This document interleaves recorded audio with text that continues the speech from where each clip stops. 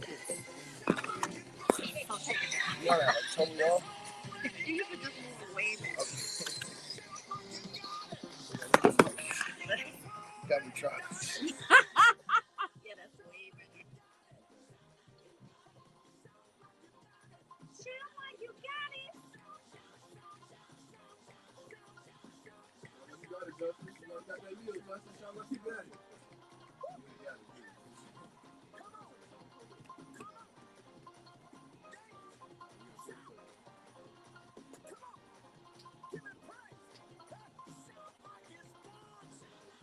Make it so.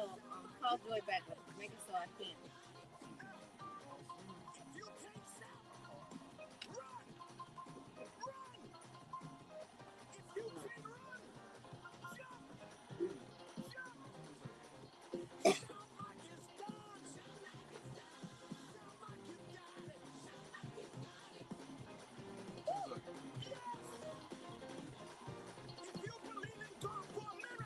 For a miracle.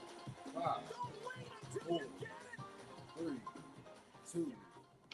Lord, you promise peace for those whose hearts rest in you. So today, I ask that my peace not be taken and my joy not be shaken. It's your girl, Tamara Fair, on the air, and I'm proudly posted on this day after Martin Luther King's holiday with the Brunch Bunches. What's up, y'all? Woo!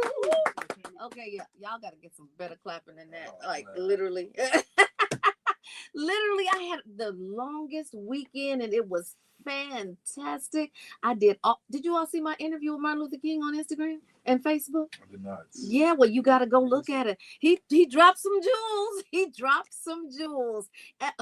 For those of you who are looking for the interview, go on Tammy T Fair on Instagram. And of course, Tamara Fair on Facebook. We got a great show for you today. It's Community Chatter and Tell Me Something Good Tuesday. I just told you something good. Now I want you to share it. Tell your neighbor something good. But don't go nowhere. We got way more to share right here on Inspiration 1390. Hey, it's your main man, Action Jackson, and let me put you on to where I get my style right. GQ Gentleman, located at 7149 South State Street, right here in Chicago. Whether it's for church, prom, weddings, or galas, GQ Gentleman has the suits that keep me looking sharp and feeling confident. Need that perfect fit? Call them at 773-966-4383. That's 773-966-4383. I'll tell y'all what Action Jackson sent you. I'm State Representative LaShawn K. Ford. And I'm Lester Barclay, Honorary Consul of Jamaica. Jamaica needs your help. Hurricane Melissa has devastated our island. Donate online at myjack.org. That's myjack, MIJAC.org. Or drop supplies at Chatham Community Center or Agape Kingdom Generation Church in Skokie. One Jamaica, one Midwest. What we're looking back at? 2016. A lot of people my age, a little bit older, and maybe a little bit younger, have.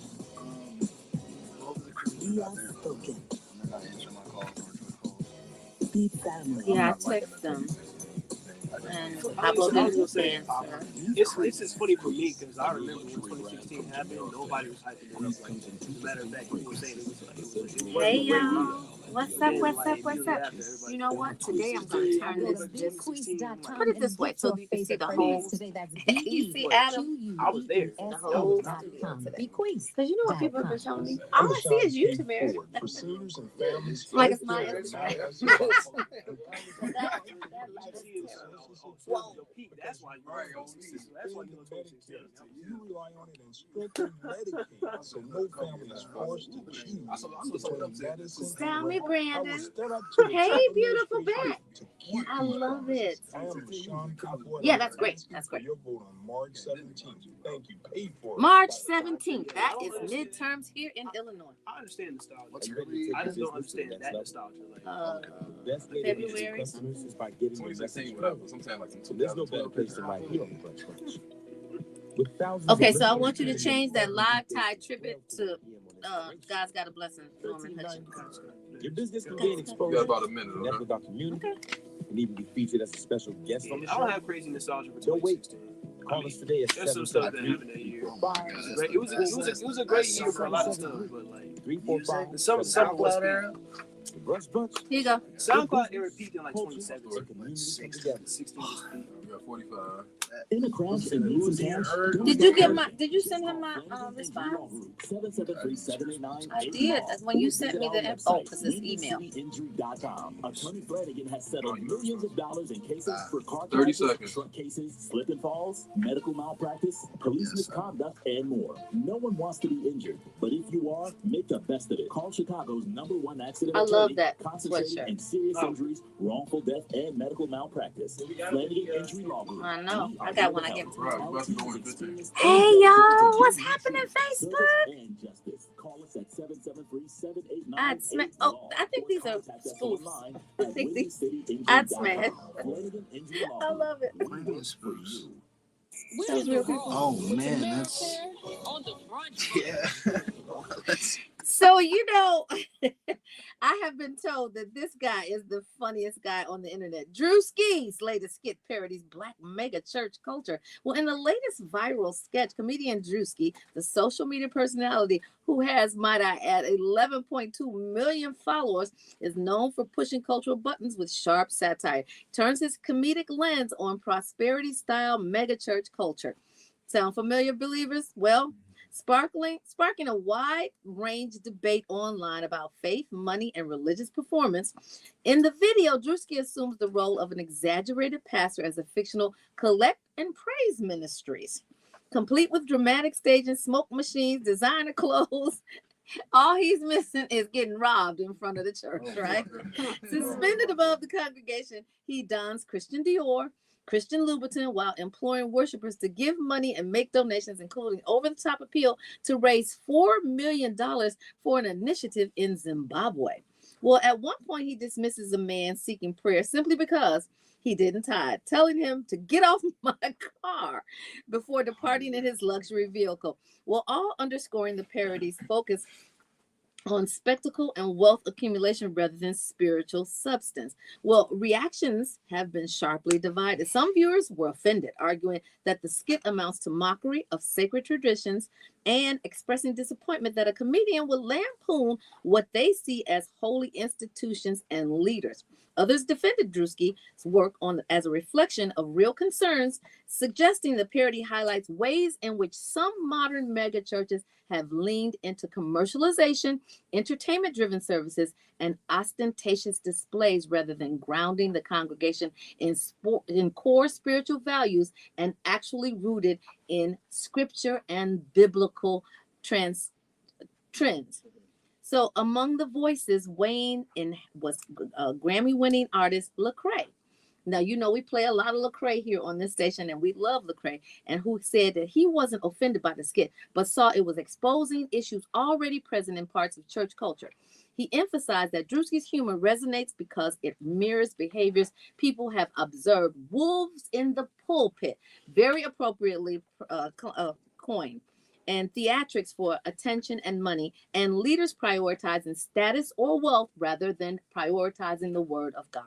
Well, Lecrae urged that such concerns should prompt internal reflection and accountability within church communities rather than outright rejection of comedy as irrelevant, and suggesting that the video could help some distinguish between unhealthy practices and genuine faith communities. Well, ultimately, the sketch has become more than just a comedic take. It's opened a broader conversation about how some faith communities balance cultural influence, financial stewardship, and spiritual authenticity, with audiences using the moment to both critique and defend traditions within Black megachurch culture. And it's not just Black megachurches, it's all megachurches that actually have. I have actually seen pastors raising money for their plane. Mm-hmm. I'm talking about their jet and defending it. I'm not saying that you don't have a mission to go over into other countries. Correct. I'm saying that there are planes that can take you that without you having to have your own jet. And I know some pastors that have their jet. Nothing wrong with it, as long as your mission and your priority is still rooted and your core principles are rooted in the word of God. Some have forgotten that. And so when you talk about wealth building ministries And that's great because the Lord has promised a life abundantly. Now, that can be interpreted in different amounts of ways because a lot of people measure success differently. It doesn't necessarily have to be monetary. It could be health, could be your measurement of success. It could be a blend of such. It could be family. It's a lot of things that measure success and happiness. And so if it's not tied to happiness, then maybe that might not be a modicum for success, right? But I love the fact that he is putting this highlight on it. And I would be interested in finding out the stats as to how many people ridiculed it and if they too were mega church prosperity seekers. Mm-hmm. Wouldn't that be great? I would love to see that. Well, then that's a task. Okay, I got a new homework assignment. Yeah, you got a new homework assignment because, a lot of people, and especially when you're giving your last and your tithing, and then you go and ask the church for assistance because you have given your last and you figure that it will come back to you tenfold, because the Bible tells you when you give, it comes back to you tenfold, right? It doesn't say when it's going to come back to you tenfold. So if it doesn't come back to you tenfold before your mortgage is due or your rent is due, you're in a bit of a pickle. Yeah. So, those are the things that we have to be very observant about. And I say observant because all of that information came from the Observer. Yeah. But you can go on Drewski's page and you can actually see some of his content, because I think it is catching on. Like I said, 11.4 million views. I mean, not views, followers. That's no easy task. Right. And to maintain them, that's no easy task. With my little 100,000, I'm like paling in comparison. However, I don't go on social media all that much. However, when you do and you have something to say and people want to listen, I think this is very opening conversations as to where are we going as church and believers, and where do we need to stop going. And I asked the question too, what position does social media have in church and in faith in general, right? Because Drewski got up there, he made all of us laugh, right? Yeah. But faith in church isn't always a laughing matter, right? And at this point, a lot of the churches are going, hey, do we follow Drewski's lead, or do we say, hey, we condemn this kind of behavior? You guys are making a mockery of service. Where do we stand at, as Christians and people part of the church when it comes to social media? Because the motivations that people have between putting things on social media is not the same motivations that people, the source of the actions in church. Absolutely. Right. And a lot of times, we can do things that are against our church values for social media, right? Yeah. And so at what point is too much? But I think motivation is what the key word is right there too, because as a Christian, I didn't look at that as disrespect for anything. His motivation, I think, was to clown the greed and those that their heart isn't in the right place. So that who he's clowning in these skits, or in the skit. So I think his heart was in the right place too, because he's trying to expose like the bad side of all that. What I would like to see is after this skit comes out, after everybody sees it and laughs, who goes to church on Sunday morning, sees their pastor maybe, being a little bit theatrical and now looking at the entire situation a little different, right? I mean, at the end of the day, the shoe fits though. Everybody in church does have their phone right next to them. A lot of people are video recording church. If you record what Drewski did and record what your preacher did on Sunday, a lot of people would say, yo, this is a similar situation. So like I said, where does social media stand in when it comes to faith in church? Is this something that a tool we should use, or is it something that, maybe we should push away from, because it is going to change the values and the foundation of the church? But you also have to understand who Drewski is as just a content creator, entertainer first. Before you watch all this, you kind of have to put your feelings to the side a little bit, knowing he is a comedian, knowing he's going to poke fun at stuff, and it is made for laughing. It's not, sure, we can have these deeper discussions, but he's not thinking about it. But I think that it has sparked a deeper discussion. Definitely. It's definitely just, and I think that pastors need to weigh in on it, and parishioners. Well, that's Catholic. It doesn't matter what church you go to, but congregation as a whole need to weigh in on it and decide, to Jarrell's point, where does social media stop and where does the pulpit start? So the lines don't kind of get blurred. Exactly. Yeah. But I think too that Drewski has the right to spoof whatever he wants to, but hats off to him to actually taking that on, because the gospel community is very small, very tight knit, and very quick to come and condemn you because of whatever it is you have said. So Pastor Mike Todd breaks his silence on Drewski's viral mega church skit that everyone thinks is about him, right? So the internet exploded when The comedian Drewski, of course, we've already talked about. He's now gone viral with this parody skit of the mega church on social media, portraying the pastor flying down from the ceiling, wearing designer drip and doing the worm on stage, no doubt. Drewski received nearly 8 million likes and close to 70,000 comments from the viewers on TikTok. Now, to your point, Jarrell, when is enough enough? This is way too much. She said lock the doors. Lock the doors. Like literally. 4 million today. but that's only a parody of things that actually go on in the church every day, right? And at the end of the day, That's like I said, comedy. It's good comedy, but is it good for service?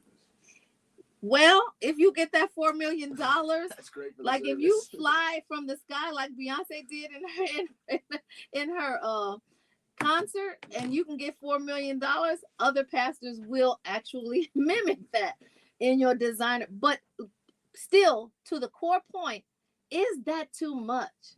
And what are you going to do with that $4 million? If you're gonna burn your mortgage, that's one thing. But what are you gonna do for your congregation? Exactly. Yeah, so that's something to think about. It's food for thought, something to make you go, Y'all don't go nowhere. We got way more to share right here on Inspiration 1390. I think this is hacked. To my house, man. What's up, guys? Tony Bear. You said the church is a whole production. Hi, my father. What's up, Brazil? I can do my heart better now.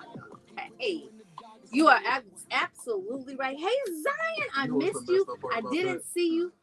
Drewski was making a parody. You met my cousins? But if he never said it was a parody, the book is on the table. It's so funny. I was thinking about that. If he never said it was a joke, the book is on the table. The pastor is flying in the air. You see what I'm saying? Could have been. And as much as the people in there was being extras and they was acting, like, it don't look that much different from real service, bro. He could have had a 5,000 person service and just never said it was a joke. What did you say? His brand is could have been congregation. Well, that's what people line up for that. Like every time you go to a city, people line up on the block. It's the new making a band. It's the new American Idol. It's literally, which is crazy. I was looking for you. I saw Marshall at the fundraiser that Shanita gave, and I was looking for you. He said you were in the car. I was like, is that like Frank Nitti was in the car? You know, Frank Nitti was the one of the it's probably way before your time. Untouchables. And he threw him out the window and he was like, he's in the car. I was like, go check on him. Anyway, it's so great to see you guys. Tony, you had some good commentary. Hey, Greg Bell 20. I am definitely your Tammy, Tony Bear. What's up? Uh-oh. So Tanya has weighed in. She said he has the pastors in a frenzy. She is not lying. But you know what? If you flying in, what is that? Are you depicting that you're an angel? It's extra. Now that's a good one. It's extra. It's entertainment value, bro. And that's the reality. The church is entertainment nowadays, bro. 4 million in one church service, you're gonna have to put I'm saying though, bro, if your church is down right now, you might want to fly in, bro. Or you might want to start talking about something that's really helping people. You flying in, I don't know. Yeah, I think you got your priorities. I don't know, man. Bro. That's what the new church is, though, bro. And if you want to draw members, I can't compete with him flying in. No, you got to get a better It's Sunday. band. It's one Sunday morning, bro. You got a helicopter in. Start with a better band. It's one Sunday morning, bro. Better band. It's one Sunday morning, bro. Really only get But at the Jehovah's Witness Kingdom Hall, they don't have any singing. I mean, they don't have any. They don't have any choirs. No, they don't have silence. But they don't have choirs. You sing yourself. The congregation sings. Because they say it's a church has become a production and it's taking the focus off the true word of God. So I only feel God when music is playing, to be true. Like in church, the only one, bro. That's the only time I really feel the Holy Spirit. So Tony says, well, why are the pastors so upset? Yeah, I said it's got to hit a chord. If the shoe fits. If a kick dog will holler. Exactly. If the shoe fits. That somebody's feelings about looking at somebody else and kind of relating to it, you can't be mad at that. Bring the choir back. Where did you see my friend yesterday, DJ Bilo? Who's my friend? You're my friend. Huh? One Jamaica, one Midwest. One Jamaica, one Midwest. Hey guys, listen. I thought that the donations that went to Jamaica had already gone. No, they haven't gone. 3 huge trucks this week. 3 huge trucks, $3 million worth of inventory sending over to like semi trucks. I thought it had gone. Anyway, we're going to host a press conference. I will announce it on the Brunch Bunch when the press conference will be, and I want you guys to tune in and share it. The question, though, is why are the pastors so upset? Why would a pastor be so upset about that? If it's not relevant to you, if it's not mocking you, then honestly, he wasn't like mocking, like he wasn't saying scripture. He wasn't mocking faith at all. Not him. I'm not talking about him. I'm talking about why would the pastors be so upset? Not Drewski. Well, I'm saying like maybe that's the reason the pastors are upset, because he's mocking scripture. A lot of people framed it as he was mocking church in general. Let me see what he did. It's really something.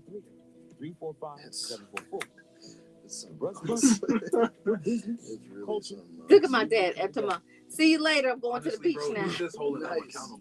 That's why. Yeah, exactly. He's holding them accountable because y'all be doing too much. And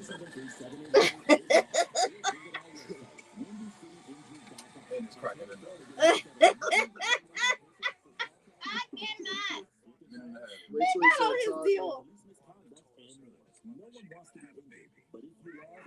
Wanda. That's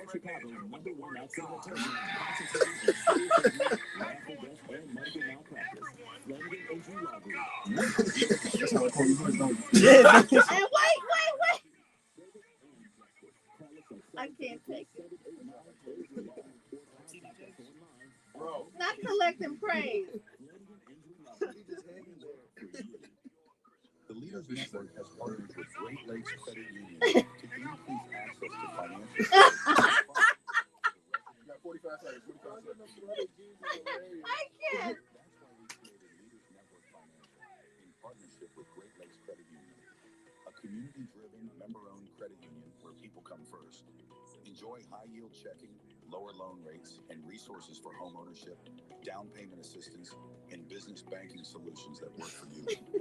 Call us today at 773. He said that with a straight face in his Dior and Louboutin. So we can connect you with a personal banker and help you get started. Ain't nobody leaving. I just want to be a million itself. So open the door for Winona. Leaders Network Financial in partnership with Great Lakes Credit Union. Did he crip one? Not profits. Where's the action, Jackson? I'll tell you what's going on. Believers, this is your gospel brother Jarrell, and let me tell you what's going on. As CPS grapples with the absenteeism crisis, a new study shows that what may help. Chicago Public Schools is facing a deepening absenteeism crisis with a chronic absence. Students missing at least 10% of the school year continuing to be a major concern of educators, families, and policymakers. A new study from the University of Chicago's Consortium on School Research highlights both of the scale of the problem and some promising directions for improvement. The research makes an important point. Absenteeism isn't just a number on a report card. It has real consequences for students' learning and long-term success. Schools where attendance remained stronger and reported that students felt safer, more connected to the teachers and peers, and more academically engaged. These positive school climate factors appear to play a central role in encouraging students to show up regularly. Conversely, students who are disconnected, disengaged, or unsafe are more likely to miss school, and their academic outcomes suffer as a result. What's notable about the findings is the difference in attendance between schools aren't just explained by neighborhood conditions or student demographics. Instead, school climate factors like weather, students feeling safe and connected make a measurable difference even among schools serving similar populations. That suggests that school levels efforts to strengthen relationships and engagement could make meaningful differences, even in communities where external challenges are significant. Researchers acknowledge that the schools are not the sole solution to chronic absenteeism. Factors like neighborhood safety, transportation access, and economic stability also plays a role. But the study's findings reinforce that schools have considerable agencies to improve attendance by fostering safe, welcoming environments where students feel seen and supported. That human element, positive relationships between students and educators, may be one of the strongest levers for reducing absenteeism and boosting learning outcomes in Chicago public schools. Not only that, They didn't talk about the gangs and that factor, because you talk about safety, but let's be very specific. So many Black males do not go to school, and even females now, because they're recruiting females just as aggressively as they're recruiting males into these gangs. But I'm gonna tell you, in Chicago, that should be factored in, that you're going to have X amount of days that you're not coming, because it's bone chilling cold outside right now. And if we didn't have guests, I probably wouldn't be in the studio today. I might, like, literally, because sometimes, and you think about, some kids don't have the kind of like gear that they need in order to be warm enough to walk to school, depending on how far it is, or even get on the bus to school, because you're still waiting on the bus to come, right? And in that waiting, you got bitter cold, bone biting cold like factors. Like when summer comes this time, I'm gonna hug her, I'm gonna grab her hair, and I'm gonna let her know just how important she is to me, because I have really been remiss in letting Summer know how important she is. Yeah. As far as the Chicago public school situation, man, I think that we do need to get these students back into school as much as possible. Like you said, we do have, the problems that we do have, and we do need to factor in a certain amount of days for the cold and things like that. Yeah. But there's so many situations that happen when kids are not in school. I mean, we've seen the situations during the pandemic where kids weren't going to school, and I mean, every rate that could be up was up. Right? Yeah, every rate. So I think kids going to school a lot of times, except for learning, the learning rate was way down. Exactly. And I lost family members during that time period. So for me, like, kids being in school, that keeps you out of so much trouble. It'll keep you around like a learning environment. It'll keep you around your smart friends. You know what I mean? Like, because we all got our neighborhood friends and we got our school friends. Yeah. So you can stick around your school friends as much as possible. Like, that might be the difference. But I think parents really do want kids to go to school, because that's really where they get their meals from, by and large, in a lot of neighborhoods, especially your at-risk neighborhoods. And you getting breakfast, lunch, and an evening snack, and then parents' responsibility is for dinner. And so it really does help with the parents' economy too, because they're not having to pay, except for on the weekends, they're not having to deal with breakfast and lunch, right? And I think that's what the CPS is saying, that it's not the children, right? It is the parents' responsibility to make sure that their kids are going to school every day and things like that. So I think this is really a call to action for the parents more than anything. Yeah, I agree.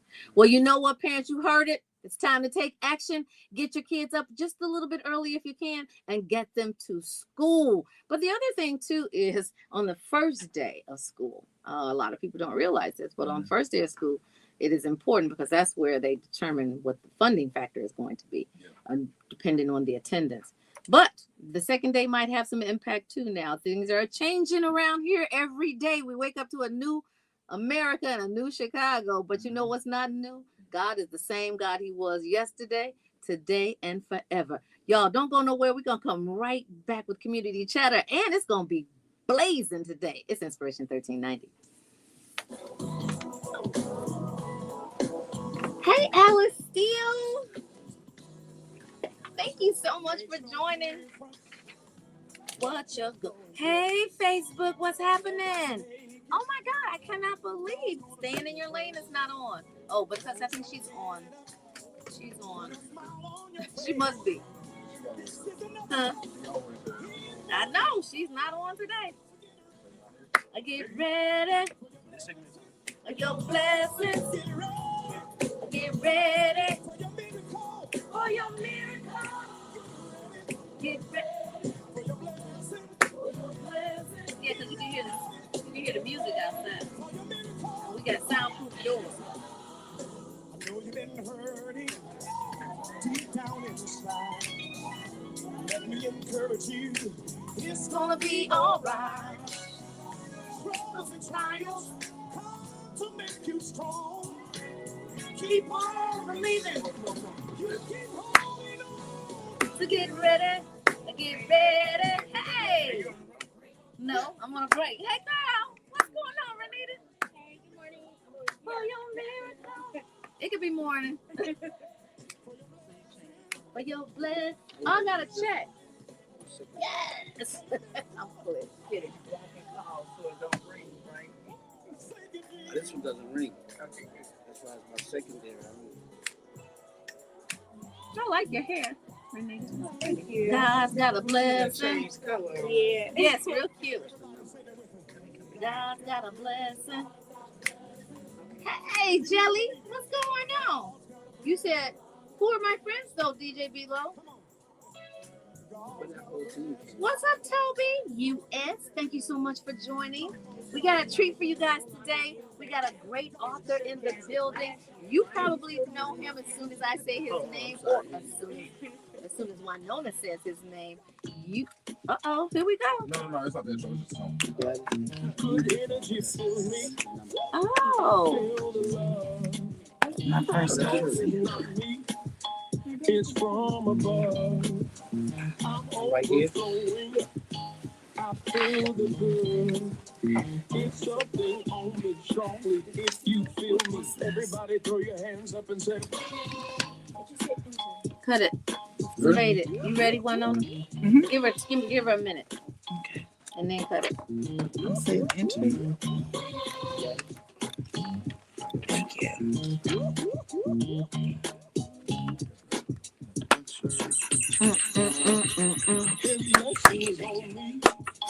I feel the rain. I don't deserve it. Thank you. The only DY, what's up? Oh, that's so cute. I love that. Jelly. Oh my God, yay! You know, I'm a high energy, high octane person, so I really love high energy. Y'all throw them hearts up for me. You know I love the hearts. She did it, but she did it. She had a different phone. Ready? Hi there, it's Winona Redmond. It's time to win because it's time for Community Chatter. Brought to you by Win-Win Communications. And once again, we've got the great Winona Redmond right here in the studio on Community Chatter. And every single time she comes in, she brings somebody new and fabulous. She did not fail today. Winona, what's up? Hey there, Tammy. Hold on, we didn't give you your big round of applause. What's up, Winona? Oh, thank you. Boy, it's 2026. Yes. There are so many people that did not make it out of 2025. We've had back-to-back funerals. So we don't take today for granted. So we definitely say this is the day the Lord has made. And we are glad and rejoicing. Yes, we are. And I tell you, I've just been sentimental this January and the whole piece with Martin Luther King. Did you see my interview with him on? Yes, girl, you gotta go see it. I gotta go see the interview. When was this interview? Don't worry about that. Just go see it. Okay, but you know, if the Lord says the same, 2026, I'll be 60. So I kicked off celebrating the year 60 with my classmates, Jonathan Jackson and Santita Jackson. Jonathan celebrated his 60th birthday, and Santita and Jonathan, we all went to Whitney Young together with Michelle Obama. And what I love about the Jackson family, whenever I think of MLK, I think of history that I've gotten to know personally with the Reverend Jesse Lewis Jackson and his family. Wonderful family. And in Chicago, we celebrate the holiday like no other because he is the last survivor of the whole King King legacy. And what I love, when Jonathan had his 60th birthday party, their stair steps, him, Santita Jackson, and Jonathan and Jesse Jr. And Jesse Jr. and Jonathan are both 60 for 2 months. I kicked off celebrating my 60th birthday with Jonathan. And if the Lord says the same, June 4th, 2026 will be 60. Okay, Gemini, you better come through. But Gemini, are you Gemini, Carl? What's your birthday? 14th of June. 14th of June. Smart people. And June 10th. Yes. Okay, we got we got all the people that are here. But June 6th. That's why Gemini power. But when we look at Chicago, I don't think, aside from the bear down disappointment, we still had some winning comebacks. But Friday, the mayor's event, and yesterday the Rainbow Push event, and events all over the city of Chicago, service days. But I think Chicago is the place to be when you celebrate that history. So the mayor had a wonderful breakfast on Friday. Yesterday, Rainbow Push had their Push Excel breakfast. That's C.K. Hoffler, who has been the attorney for Rainbow Push and Reverend Jackson, and a board chair was in town. And then on Friday, they honored our Shiro. Jackie Jackson is my Shiro, has always been. And the fact that she was awarded by the mayor, it just set the tone for the year. That Kamala Harris was there too. Kamala Harris, our vice president, was there, and she had a word. She had a message, and just history makers. The first. And you know what, Winona? Speaking of a word, I see that you have brought the famous, illustrious Carl West in the building. Oh, yes. Who has not only a word, but he's put all of his words in a book. Carl has a book, and you know the one thing, Carl and I are over 30-year colleagues. We'll stop at 30. 30 is a good number. But I wanted to invite Carl West because he could be co-host and everything else. But he has been a journalist setting the tone for many years. And Carl chairs numerous organizations, but he also leads the media group for the Illinois Black Chamber of Commerce with Larry Ivory. And his new book is... We wanted people to be able to see you and not your hand. Okay. And the new book is The Support System, who will help who will help guide them. I know that the power of mentoring, but Carl, what I do know about Carl, he's a journalist. He tells it like it is. He got everybody on their toes. But what I've seen Carl do is melt when it comes to being a daddy. He's a girl dad. But Carl, welcome. I'm going to let you introduce yourself. Thank you. I'm going to let you introduce yourself because... You just said everything. And that's my name, Carl West. Mm-hmm. But come on, introduce yourself. You are a fellow journalist. I'm a fellow makeshift journalist. That means I'm not trained professionally, but I put myself through the rigorous training, self-taught to be a journalist. And actually, I'm also, which a lot of times people forget when they say I'm a journalist, which I accept that, but I'm a business owner. I own the media company in which I write my own works of words, which I call them. And that's MG Media. And that's MG Media. Yes. And I've published several magazines over the last 25 years. When I left college, I started my first magazine called The Truth. It was my hip-hop version of Jet magazine, so it looked just like Jet, except I covered hip-hop. And then what folks don't know of this young age here is that I've done the only Chicago hip-hop awards. I did it for 10 years. That's right. It was called the Truth Awards. I did it from 2000 to 2010. There's another social media called Truth. I ain't gonna talk about that. That's Truth Social. I think he got that from me. I think he did. But I actually got some of his stock. I couldn't help it. I love investing in stock. So he got a nice stock. So I think he's gonna probably take it public, and I want to be able to cash out on that food. I know that's right. But the hip hop awards were in the 90s, weren't they? I'm sorry, you're right. I'm gonna be 60. Right. I know some history. Right. I started in 98. Okay. And I stopped it in 2010. So we did 12 years of the hip hop awards, and I mean it was where Kanye, all of those cats we see today, all came through the award show. Kanye, Common, Twister, Lisa Ray was my first host. Nice. People look super forward to that. Remember Tamron Hall was living in Chicago on channel. She talks about it. Yep, and she was my first host. You got to resurrect it. And no, it's too much for me. Somebody else can do it. Folks always ask me that, and I was just like, no, I want to leave it where it's at, bury it, and let somebody else start a new one and do it. I mean, it was something else. It was an amazing. Well, speaking of new, you switched lanes now. You're an author. Yeah. I know you're a dad, and that's what's inspired you to become this author. Am I correct?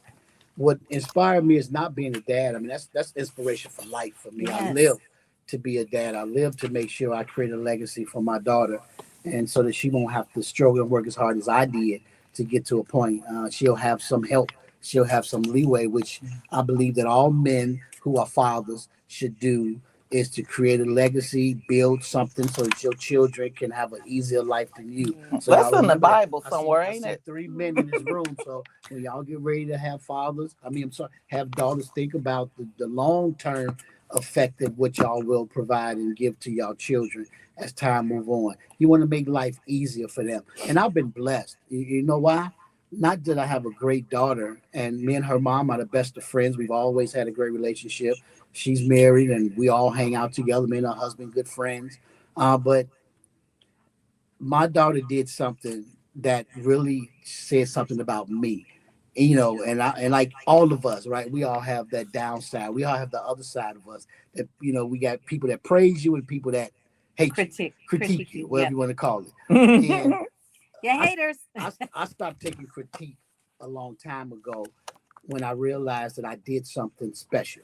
And when you realize you did something special, it's like, well, what can you critique me on unless you've done equal or greater than? Okay. You can't critique me unless you've done equal or greater than what I've accomplished. If you done less than what I've done, you can't talk to me. But you're a fighter. You're not easy to critique anyway. Absolutely. So what did your daughter say you did? My daughter got married, right? She was in school. She came home, said, I'm getting married. I was like, oh, wow. Okay. Didn't really like it that way, but I got a chance to meet the young man, an incredible young man. I got lucky because I was always concerned about that, like any father of a daughter. She gonna bring home some sagging pants hanging dope smoking dude that's gonna make her go against me and everything I've taught her. But that's not the case.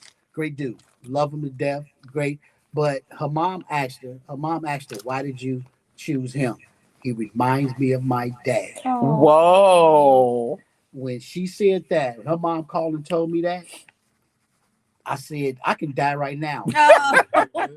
Because truly, that's what you live for when you have children, that they will take pieces of you to help build themselves. And not only that, as a woman, as a young lady, she found a man that was going to be equal or greater than me. Okay. They always say that your father, that you're training your daughters on how they should be treated. Mm-hmm. That you're training your daughters on how they should be treated. And this man, he does something that I don't even do for women. I'm sorry, I don't mean to do it. Not regularly. I mean, he does it without fail. Open the door, takes her coat off. I love him all the time. He's only 20. When they got married, he was 21 and she was 20, and he's been doing it ever since. Now, how old is your daughter now? She's 24 now. I remember when you did the hip hop awards, you had like the baby on the hip. Have on my hip on the stage. Yep. He would take the baby on the stage with him, and now she's a grown young lady, married grown young lady. Grow your child up in the way you want them to. And so there are, you cover everything. And truth be told, you're outspoken,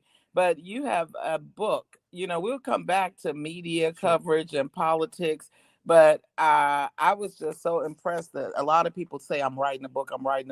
But look up, and he announced I wrote a book. So now tell us about the support system. And I know that this comes from being a proud dad. And it comes from that picture. Let me tell you about that picture on that cover. It's the proudest moment for me. And you have to look deep into what it stands for, right? And that is somebody, me and her was in the theater one day, going to the movies. And somebody took that picture over 10 to 12 years ago, and they sent it to me. And I knew at that point when they sent it to me, I said, that's going to be a cover of a book one day. That's what I said. This reminded me of the hip hop awards, because I remember you taking your baby out with the hip hop awards. And I said, that's going to be a cover of my book one day. I don't know what the book is going to be, but it's going to be a cover of my book because of the innocence, me hugging her, and the book says it all. Who would help guide her? Who would help guide them? And the answer is me. Mm-hmm. And all the subjects you could have written about. I mean, all the politics you've covered, all of the, corporate good and bad stories, but you wrote a story on mentorship. And why? Tell us what's in the book. Because what's important to me is that we have to transform the next generation of leaders. And how do you do that? Through mentorship. You've been mentoring. We all are mentors. Every intern you bring in to you, and you've had so many mentors. So many interns, those are mentees. You are mentoring them on how to be in this particular space, in this profession, how to be good people, how to be professional. You are mentoring them. We all have to play a role in that. That's the measure of our success. That's the measure of our success. Not us, but others. And I saw, growing up in the hood, 3 cats changed my life. I want to hear your Three mentors. older men changed my life. Who were your I was mentors? 11 to 12 years old. Let me tell you the story real quick. I was on my way down the wrong path, hanging with some cats, trying to be cool. And these three brothers, older brothers, tapped me repeatedly and say, Carl, what are you doing? What are you doing? Every time they saw me with these cats, they would pull me to the side. What are you doing? They didn't even pull them. It's about 6 of them. They said it was something about you. We didn't think you should be there. So they pulled me to the side and they did it. And then they told the cats, don't leave Carl alone. Leave him alone. Don't mess with him. And they listened to him because they was older. And so that was a mentoring moment right there. Absolutely. Yes. So you growing up, now I'm growing up, and you get these phone calls from your hood. Hey man, so and so died. Hey, so and so got killed. So and so got killed. I got it to be about 20 to 24 years old. I looked up and said, wait a minute. They all gone. All of them are gone. Or all in prison. All dead. All them persons, the 6 people that I was hanging with. And I'm gonna tell you what we was doing. At that time, remember the pull-out radios. We used to break in the garages and take the pull-out radios out and sell them. And that was the time. Y'all ain't never heard that, young brother. We had pull-out radios back in the days. That's how they prevented people from staking the cars, taking radios, because they would take them out at night and take them in the house. Put them in the house, then put them back in. We was breaking the garages, taking them. And all of them got killed because they was doing some type of thievery activity.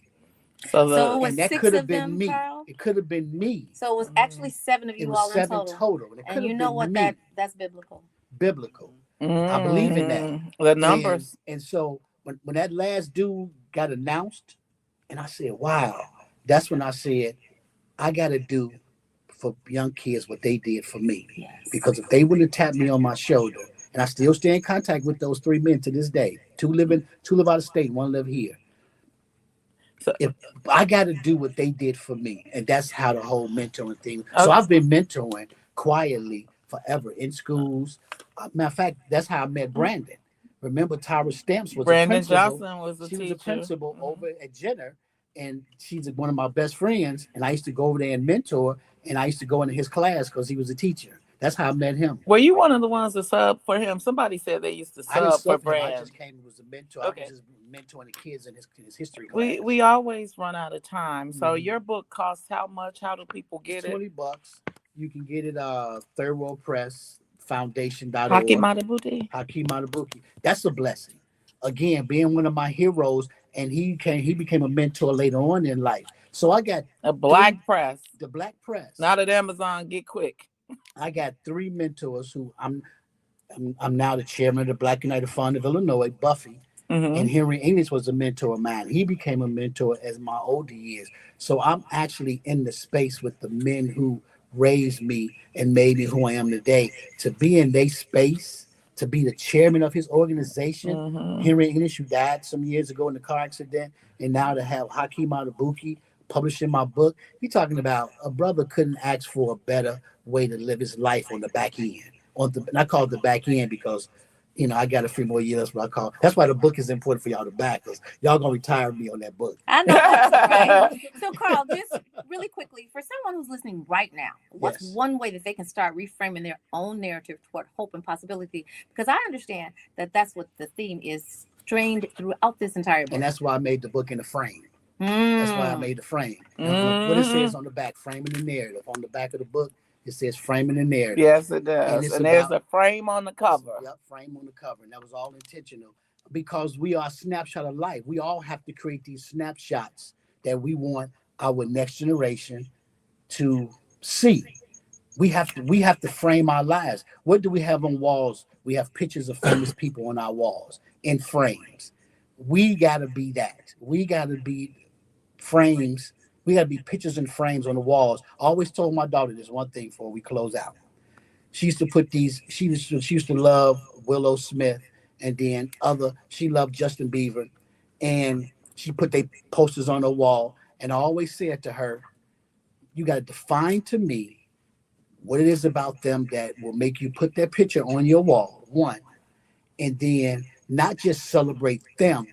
You got to now also think about how you're going to be so great that 10 years from now, folks will be putting your picture on their wall. All right. That's the way you have to look at it. Don't just celebrate and their success and what made them who they are, you should be reaching towards that same goal so that people can 10 years from now put your picture on their wall in a frame. I love that. Well, you heard it here, guys. That's Mr. Carl West, author of The Support System, who will help guide them, a power of mentoring. And you can get it on thirdworldpressfoundation.org or on Amazon. You can, but I'd rather you go to Third World I Press. would too, because they don't give you your money on Amazon. You know what, Carl? Congratulations. Thank you so much for sharing that with us here on the Brunch Bunch. Winona, another hit. Black History Hit Month. it out the park, sis. Y'all, we always want to encourage you to keep Love 24 alive. Tell someone that you don't know, a perfect stranger, that you love them, and show someone that you do know how much you love them. Lead with love. Land on love. I love you, Brunch Bunchers. Love you, Tammy. Believers, we love you. you. Baby Eminem, we love you too. Moni, I love you. Y'all, keep it locked. Up next is AC Green, and stay optimistic. All right, y'all. You heard it. Get this book. Start reframing your lives, especially for your men, your girl dads. This is going to be an excellent. It's easy to handle. You can stick it in your pocketbook. You can stick it in anywhere. Actually, you can stick it in your other pocket. That was all intentional. Yes. Okay. You guys, this is an amazing author and an amazing message. You definitely want to go and get it. A Third World Press. All right, we out of here, y'all. Peace. LaShawn K4. Yes, I saw him too. Hey, Dana. Hey, Donna.